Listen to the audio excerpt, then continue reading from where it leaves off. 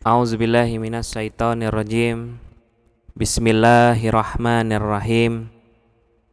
Alhamdulillah. Assalatu wassalamu ala Rasulillah sallallahu alaihi wasallam. Asyhadu la ilaha illallah wa asyhadu anna Muhammadan abduhu wa rasuluh. Pertama-tama, marilah kita panjatkan puji dan syukur kehadirat Allah Subhanahu wa taala yang mana kita selalu diberikan banyak nikmat, terutama nikmat kesehatan dan nikmat kesempatan untuk bisa menyimak atau menonton video materi pembelajaran yang akan saya jelaskan. Dan tak lupa salawat teriring salam selalu kita curahkan kepada junjungan kita Nabi besar Muhammad sallallahu alaihi wasallam. Sesuai dengan RPS yang pernah saya sampaikan di pertemuan awal, di materi keempat ini saya akan coba membahas tentang IRD, Entity Relationship Diagram. IRD ini adalah di materi sebelumnya itu sudah saya jelaskan bahwa IRD ini adalah salah satu model data. IRD atau Entity Relationship Diagram. Ya, baik, kita langsung ke slide yang saya buat. Ya.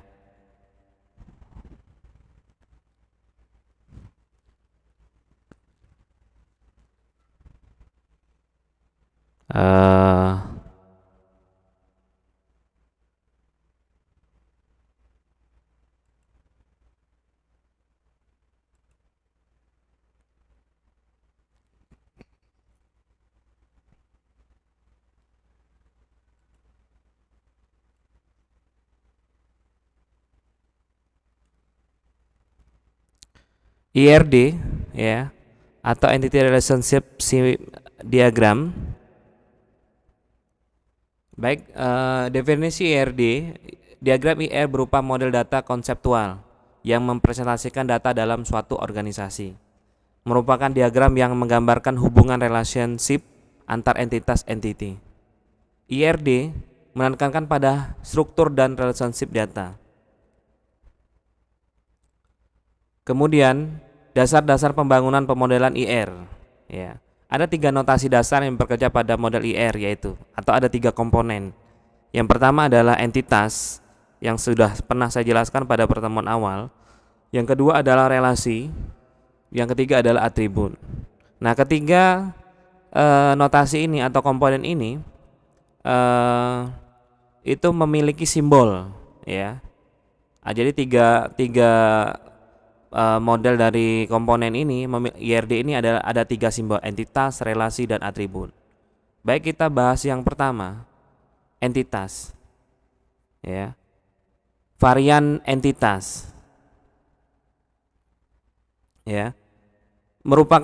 Entitas merupakan objek yang mewakili suatu dalam dunia nyata dan dapat dibedakan antara satu dengan yang lainnya atau unik. Ya. Nah, nanti kalau di implementasinya di program SQL, ya, pemrograman database SQL, ya, entitas ini bisa juga dibilang adalah sebuah dari tabel, ya, atau judul dari tabel. Selanjutnya, entitas memiliki atribut yang mendeskripsikan karakteristik dari objek tersebut, ya. Nah, karakteristik tadi itu adalah masuk dari 3 komponen tadi: entitas, atribut, dan relasi. Data berupa fisik, ya. Nah, fisik contohnya bisa saya contohkan di sini, misalkan mobil, rumah, manusia, pegawai, ya. Nah, pegawai ini orang, ya. Bisa juga benda, mobil, rumah, bisa juga manusia, pegawai, bisa juga mungkin di lingkungan kita itu dosen, karyawan, ya. Atau di perusahaan itu ada karyawan, buruh, ya, dan lain-lain dan lain sebagainya. Kemudian abstrak, ya, atau konsep. Bisa juga departemen, ya, pekerjaan, bisa juga kita kalau di kampus itu mata kuliah, ya. Nah, dan lain sebagainya. Bisa juga dalam bentuk kejadian, misalkan transaksi, pembelian, penjualan, peminjaman, dan lain-lain, ya. Nah, notasinya di sini, ya, bisa disimbolkan di sini dengan simbol persegi panjang, atau nama entitas ini bisa digambarkan dengan gambar ini, ya. Oke. Nah, varian entitas, strong entity atau entitas kuat. Himpunan entitas yang tidak memiliki ketergantungan dengan entitas yang lain ya. Ini gambarnya nama entitas. Jadi kalau dia namanya dia dua kata ya disambung dengan underscore ya. Jadi harus satu kata tunggal ya. Pada penjelasan di awal kemarin pertemuan 3 saya sudah jelaskan nama entitas itu harus kata tunggal. Ya atau cara penulisannya itu atau yang namanya yang dianggap penting ya. Ya kayak tadi misalkan nama orang, misalnya bisa juga dengan orang pegawai ya, bisa juga kalau orang itu dengan karyawan, dosen dan lain sebagainya. Nah, varian entitas ada weak entity atau entitas lemah. Himpunan entitas yang keberadaannya ketergantungan dengan entitas yang lain ya, himpunan entitas yang demikian tidak mempunyai atribut yang berfungsi sebagai key yang benar-benar menjamin keunikan entitas ya. Contoh sebenarnya tunjangan. Ya, kita kalau tunjangan ini misalnya entitas tunjangan disebut sebagai entitas lemah. Karena jika data seorang pegawai dihapus maka data tunjangannya juga akan terhapus. Nah, keberadaannya data tunjangan tergantung pada data pegawai ya. Misal kita buat tabel tunjangan ya, bisa juga ini bisa juga dimasuk entitas misalkan ID entitas ya. Kalau pegawai kan ada kalau dia pegawai PNS ada NIK ya, ada NIP ya. Atau kalau dosen ada NIDN ya, dalam bentuk kode itu yang unik ya, data pegawai tadi. Nah, jadi ini varian entitas yang weak entity ya, atau entitas lemah ya. Selanjutnya atribut ya. Nah, atribut karakteristik dari entity atau relationship yang menjadikan detail tentang entity atau relationship tersebut sehingga dapat dibedakan, nilainya jarang berubah ya. Dan juga merupakan karakteristik dari sebuah entitas biasanya berhubungan dengan field dalam sebuah tabel ya. Penentuan atribut bagi suatu entitas didasarkan pada relevansinya terhadap entitas tersebut. Contoh tadi misalkan entitasnya tadi ada pegawai ya. Pegawai atributnya, atribut itu adalah penjelasan dari entitas tersebut ya. Misalnya pegawai itu tentu memiliki identitas, misalnya kayak NIP ya, nomor induk pegawai, kemudian nama pegawai, jenis kelamin dan lain-lain. Nah, itu disebut dengan atribut. Atau kalau di SQL kalau dia entitas itu adalah tabel, nah kemudian isi dari tabel itu atau field dari tabel itu itulah yang disebut dengan atribut ya. Nah, atribut ya, atribut dalam IRD dilambangkan dengan bentuk elif ya. Bentuk elif ya. Nah, bentuk elif ya, bentuk elif kayak gini ya. Nah, misalnya ya, entitasnya pegawai, atributnya NIP, nama, alamat, agama, jenis kelamin dan lain. Bisa juga penjelas dari pegawai itu apa saja yang bisa kita ini masukkan ya. Misal kayak biodata itu kan ada NIP ya, kemudian nama, bisa juga tempat tanggal lahir ya. Nah, dan tentu nanti bisa dijabarkan kalau di SQL ya, NIP itu bisa datanya bisa angka, bisa juga huruf ya. Kalau angka atau bentuknya numerik ya, berarti dia tipe datanya integer ya. Nanti di MySQL saya juga akan menjelaskan tentang tipe-tipe data di MySQL ya. Nah, itu implementasi nanti ke bahasa SQL ya. Nanti akan coba kita praktekkan ya, membuat entitas itu pegawai yang menjadi tabel, atributnya penjelasannya NIP, nama, alamat, agama, jenis kelamin, tanggal lahir, tempat lahir dan lain-lain. Misalnya kalau entitas departemen, nomor, nama, lokasi ya, atau nama departemennya tadi ya, kode departemennya juga bisa ya. Oke, next selanjutnya macam-macam atribut ya. Macam-macam atribut di sini ada simple atribut dan composite atribut. Ada single value atribut dan multi value atribut ya. Jadi banyak atribut ya, ada simple atribut ya. Simple atribut itu bisa juga misalnya kayak kode ya. Kalau kode tentu bukan simple atribut ya. Kalau kode itu dia yang harus unik ya, yang harus beda dari yang penjelas dari entitas yang lainnya ya. Ada single value atribut dan multi value atribut.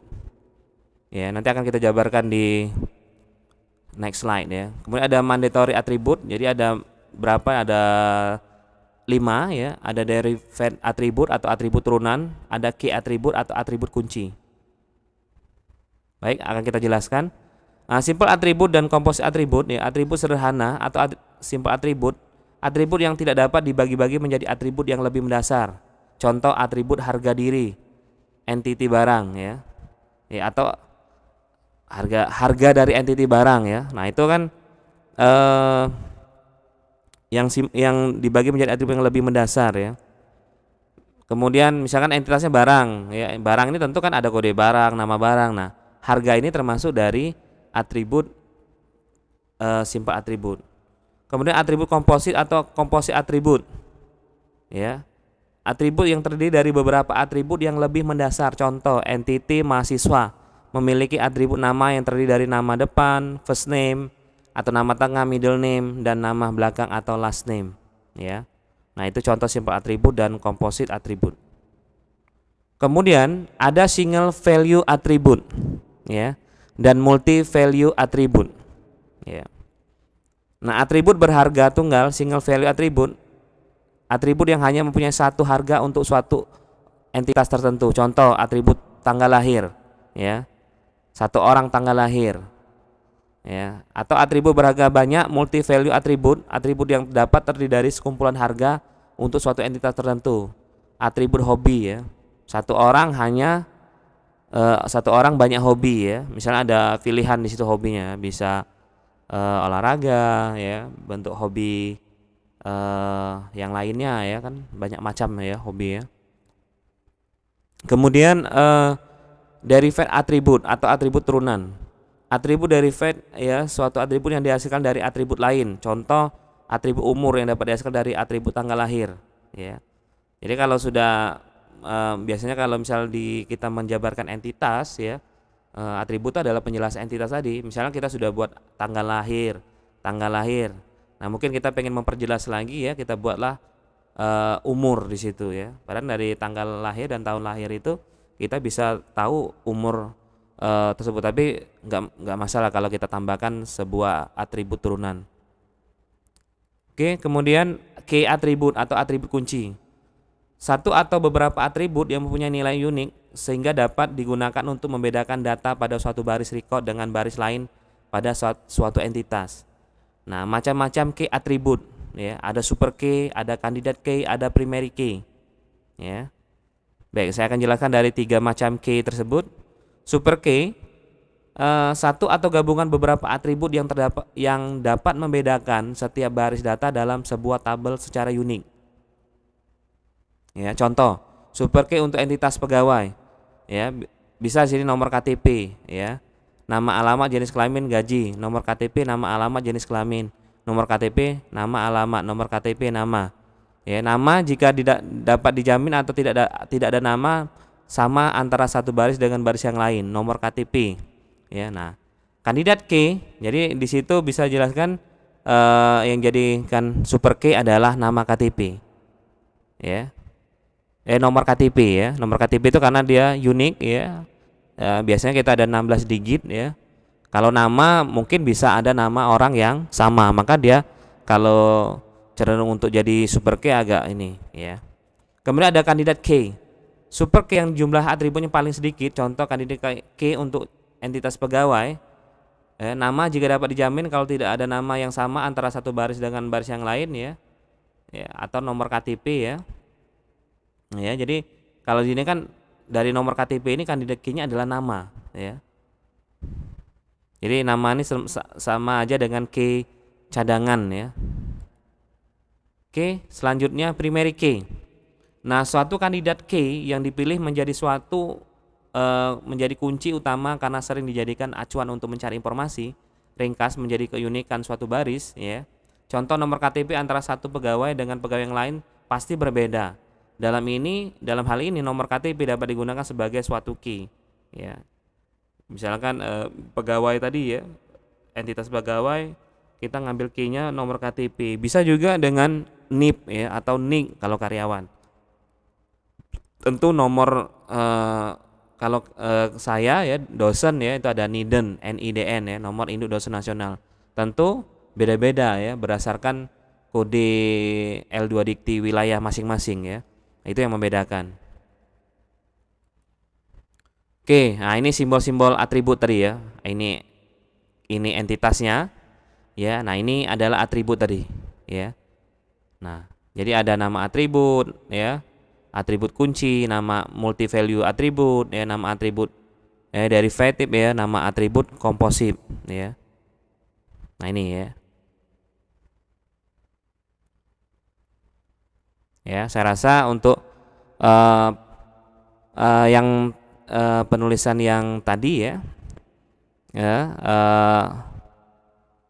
untuk entitas ya. Nah, yang relasi ya adalah bentuk belah ketupat. Nanti di pertemuan selanjutnya saya akan coba jelaskan pola ini ya, kerelasian ya, namanya kerelasian di antara entitas ya. Jadi kerelasian itu kita akan ada tersendiri ya. Jadi ada bentuk kerelasian one to many ya, one to many to many, ya. Nah, hari ini saya cuma menjelaskan simbol-simbol ini ya. Langsung nanti kita coba ke ini ya, ke oke ya. Jadi kita belajarnya juga pelan-pelan saja, yang penting paham ya. Nah, kemudian kalian bisa buat diskusi kelompok ya, atau buat latihan yang merencanakan dan menganalisis entitas dan relasi pada sistem informasi sekolah. Jadi kan dulu kan pernah SMA ya.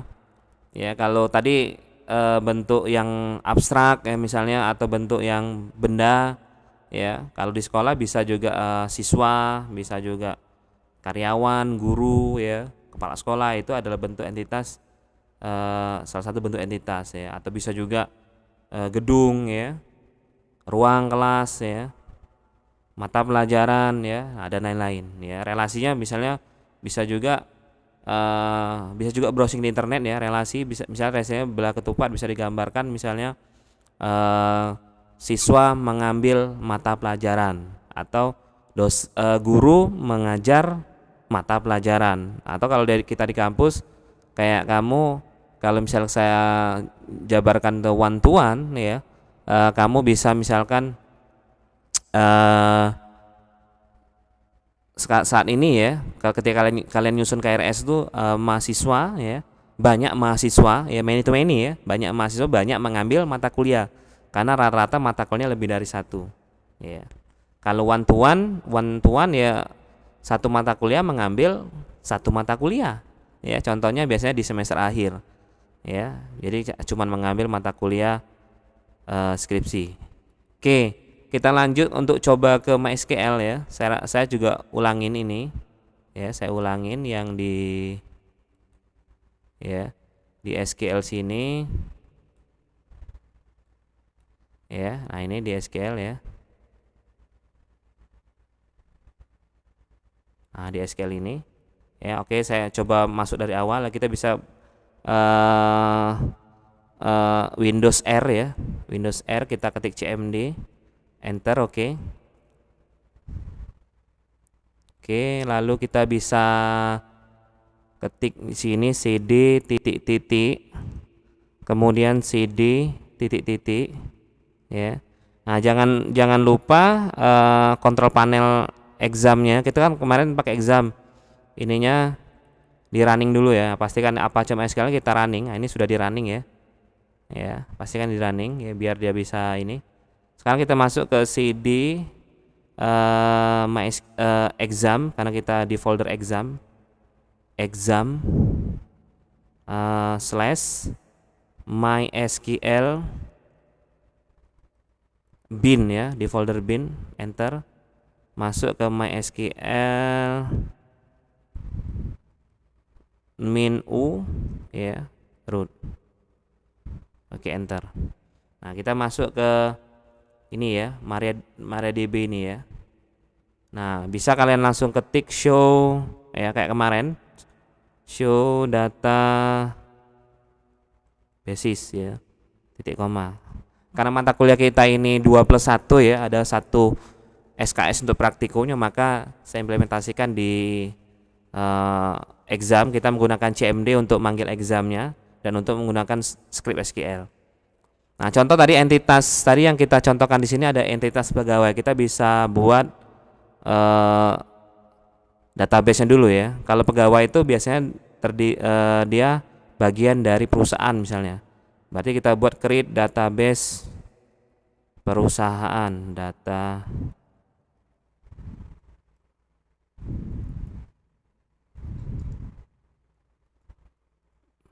perusahaan ya, titik koma jangan lupa. Ya, oke, query oke ya. Jadi kalau ada tampilan query oke berarti kita sudah berhasil. Nah, tinggal kita show. Ini ya, sudah. Jadi bisa gunakan tombol up down ya untuk apa yang sudah pernah kita ketik ya. Show databases. Nah, ini ada perusahaan di sini. Ya, ini database perusahaan. Langsung kita gunakan use ya, use perusahaan. Ya, sesuai dengan ya di sini ya. Hurufnya harus sama ya. Titik koma enter. Ya, use perusahaan. Nah, baru kita buat. Nah, tadi kita ada entitas tabel ya. Maka entitas tabelnya kita buat di sini create ya. Nah, kita kan sudah di dalam database perusahaan. Nah, sekarang kita buat create tabel pegawai. Ya. Tabel pegawai. Ya, buka kurung enter. Nah, kita buat atributnya ya. Tadi ada atribut misalnya nomor KTP. Tadi kita buat nomor KTP. Nomor KTP. Ya. Nah, nomor KTP ini karena dia 16 digit ya. Rata-rata kalau kita lihat di KTP kita ada 16 digit, ada 16 angka ya jumlahnya, maka kita buat bukan integer ya, tapi nanti saya juga jelaskan tentang tipe data big int ya. Kita buat big int ya, nomor KTP ini big int, kita buat ranknya 16 ya, length ya. Jadi kalau length itu panjang dari tipe data tadi, koma ya. Kemudian bisa juga kita masukkan di sini nama pegawai, nama underscore pegawai ya, karena kita buat tabel pegawai. Nah, ini kan kalau nama pegawai ini bentuk tipe datanya adalah string ya. Kalau string berarti kita buat bisa juga char, bisa juga varchar. Saya buat char aja di sini. Char misalnya 30, lengthnya 30. Bisa juga mungkin tanggal lahir ya. Tanggal lahir ya, kita coba tanggal lahir nih date ya. Dia tipe ininya datanya date. Biasanya kalau ada tanggal lahir, tempat lahir nggak mungkin sama ya, karena tipe datanya beda. Tempat underscore lahir. Ini juga char ya. Tempat lahir char kita buat 25 lengthnya ya. Kemudian di sini bisa alamat ya, alamat kita buat juga char ya, bisa lengthnya 30. Nah, tadi kita buat tadi ada namanya kandidat key, super key ya. Nah, dari antara ketika kita menentukan primary key, nah kira-kira yang kuat untuk jadikan primary key adalah ya, untuk super key-nya adalah nomor KTP di sini ya. Jadi kita buat di sini enter ya, kita buat primary key ya, primary key-nya nah harus sama ya, buka kurung nomor KTP ya, tutup kurung 1 ya, tutup kurung tadi buka, tentu ada tutup kurung tutup terakhir. Oke, titik koma, kita enter. Oke, query oke. Nah, kalau query oke berarti perintah yang saya ketikkan itu benar. Nah, kalau dia error ya, tentu ada pesan error ya. Jadi nanti akan ada pesan error di mana baris yang errornya. Oke, selanjutnya kita coba insert. Nah, ada perintah insert ya.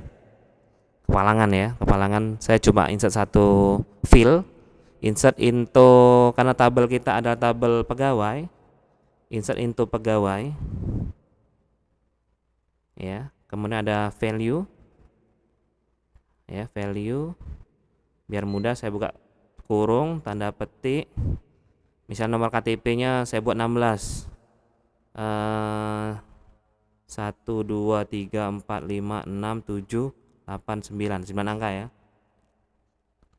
Ya, 9 angka, 10, 0, 0, 0, 10, 11, 12, 13, 14,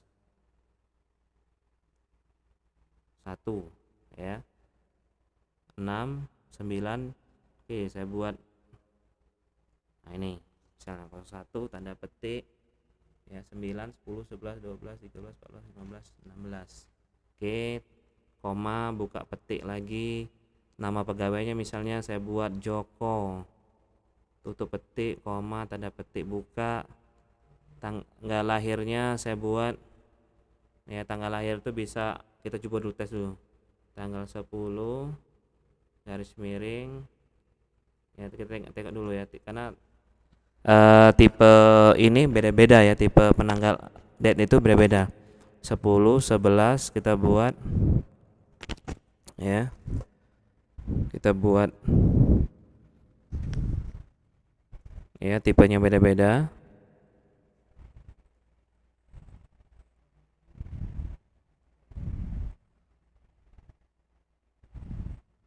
Jadi perhatikan ketika kita insert ini tanggal lahir, ya, ya, bisa tanggal dulu 11, misalnya kita buat 1986, ya, tutup petik, koma, petik, kemudian tempatnya misalnya Lubuk Linggau,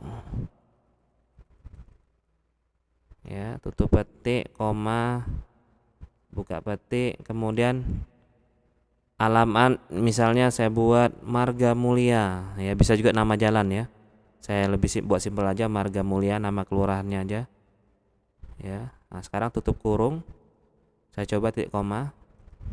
Oke, ya, query oke.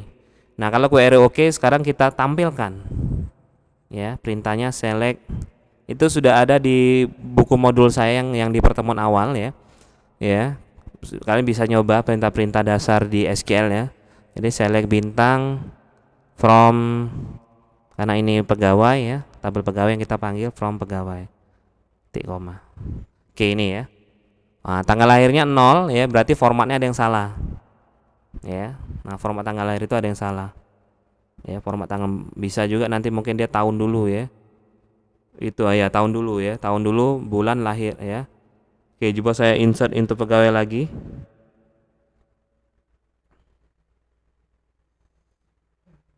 Ya, nah, saya buat dulu. Mungkin di sini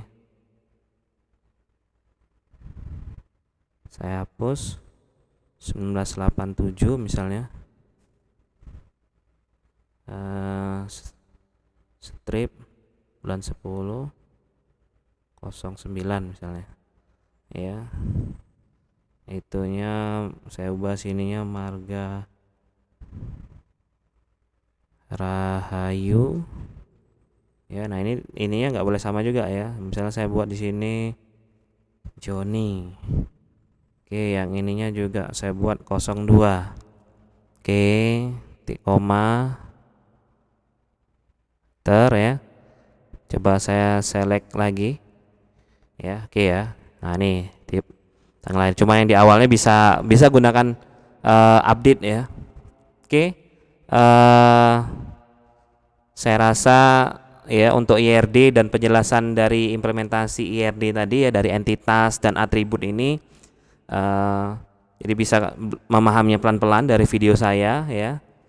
Ya, insya Allah ini membantu, ya. Insya Allah ini membantu, ya. Silakan untuk latihan diskusi kelompok, ya. Jadi latihan kalian buat latihan sendiri, ya. Ya, tentang tadi entitas dan relasi pada sistem informasi sekolah di SMA, ya. Mungkin untuk pertemuan keempat ini, ya, di mata kuliah perancangan basis data, ya, mungkin cukup di sini dulu, ya. Nanti akan kita bahas materi sesuai dengan RPS yang saya buat, ya, untuk materi-materi berikutnya, ya. Mungkin itu saja, sekian dari saya, ya. Saya akhiri, wabillahi taufiq wal hidayah. Wassalamualaikum warahmatullahi wabarakatuh.